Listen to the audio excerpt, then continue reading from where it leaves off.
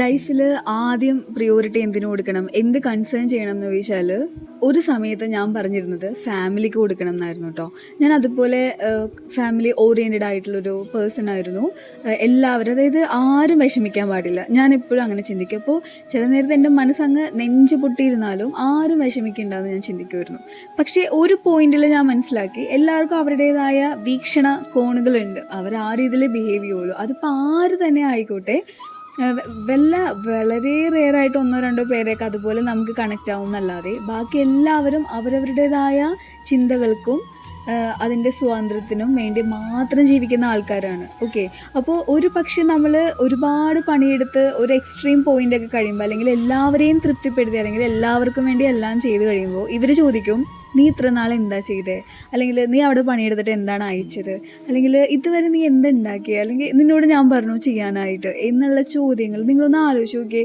ഒരു നമ്മുടെ സ്വന്തം എന്ന് വെച്ചിട്ട് കൊണ്ട് നടക്കുന്ന ഫാമിലി അല്ലെങ്കിൽ ഫ്രണ്ട്സ് എന്തും ആവട്ടെ, ആരും ആവട്ടെ, ഒരു പോയിന്റിൽ അവർ ചോദിക്കുന്ന ഒരു ചോദ്യം, എനിക്ക് തോന്നുന്നത് 4 തല്ല് തല്ലിയാൽ പോലും ഇത്രയും വിഷമം ഉണ്ടാവില്ല.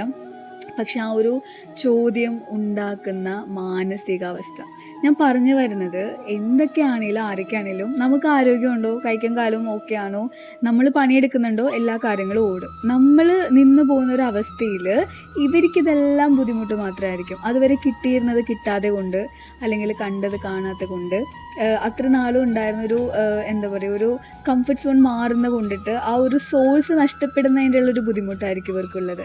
അതുകൊണ്ട് പറയാണ്, നമ്മൾ നമ്മളെ മനസ്സിലാക്കി നമ്മളെ സ്നേഹിച്ചു തുടങ്ങുക. നമ്മളുണ്ടെങ്കിലേ ബാക്കിയുള്ളതിന് നിലനിൽപ്പുള്ളൂ എന്നുള്ള, അതായത് നമ്മളില്ല എങ്കിൽ എന്താ പറയുക, എല്ലാം അതേപോലെ തന്നെ പോകും കേട്ടോ.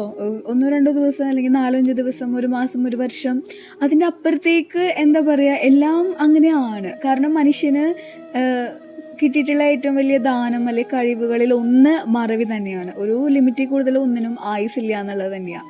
അപ്പോൾ നമ്മുടെ ആരോഗ്യം, നമ്മുടെ സന്തോഷം, സ്പെഷ്യലി മനസ്സമാധാനം നമ്മളുടെ കയ്യിലാണെന്ന് ഓർത്താൽ അതിലും വലിയ തിരിച്ചറിവ് വേറൊന്നും തന്നെയില്ല.